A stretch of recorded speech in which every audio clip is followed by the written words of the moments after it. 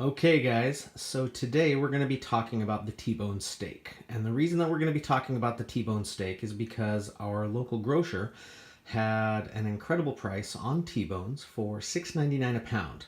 Now, what's awesome about that is that there's a little bit of a steak hack that a lot of people don't necessarily understand or know. Certainly many people do know, but for those of us that don't eat steak regularly, or those of you, and for those of us that just want to learn a little bit more in general, there's an interesting thing about the T-bone steak. The T-bone steak is similar to a porterhouse, except it's cut on a different part of the cow. And it's similar because it also has two parts, right? The T-bone steak is the smaller of the porterhouse cuts.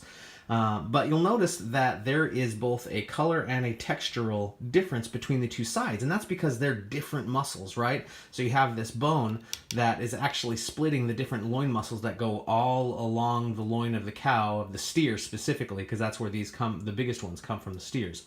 But a T-bone steak is made up of two steaks, right? And it's made up of the strip loin, or the New York strip, and it is made up of the tenderloin, or filet mignon. And that is the kind of the kicker, right? So most T-bone steaks do not have fillets this big, but the reason that I have them here is because I looked at all of the T-bones and I said, give me that one, because look how big the tenderloin is. So usually your fillet is going to be like $24.99, right? Or something, somewhere in that price range, and that's like crazy expensive per pound. And so when you see a T-bone, an actual, like sometimes the T-bone, like on the T-bone, the tenderloin side will be really, really thin, and that's actually what one of the primary differences between a T-bone and a tenderloin is that a T-bone is this cut of beef, but with on the thinner end of that tenderloin muscle. So sometimes you can find a T-bone steak, at least in the T-bone counter, with a huge piece of tenderloin. And so what I like to do, particularly on these days when they have a big sale, is I'll get the T-bones and then I'll cut them, because I love to cook the tenderloin and I love to cook the New York, and I cook them slightly different.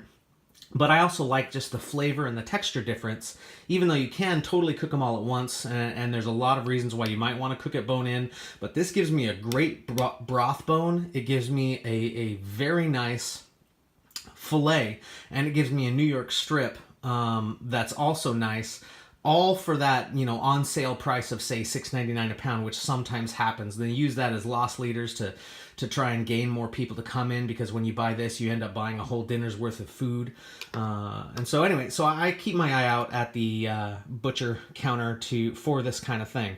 I generally like to have my T-bones about 2 fingers thick. Or actually, just most of my steaks, I like to have them pretty thick because I like them pretty rare.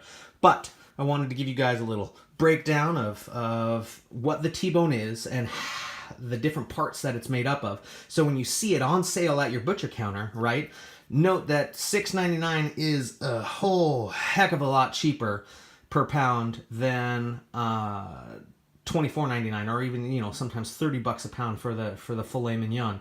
And so that is a little secret about the T-bone, if you can find them in the right place. And you'll notice that sometimes, like I said, they're really, really small. Usually don't go for those ones. I try to maximize the fillet. And again, you can always make delicious bone broth with this bone, because there's a knuckle right here that leaves a lot of meat on the bone. And there's a knuckle here that leaves a lot of meat on the bone. When you're cutting through, it's kind of hard to carve around that knuckle without sort of marring up the steak. So there you go. There is a steak hack for the day. We'll talk to you later.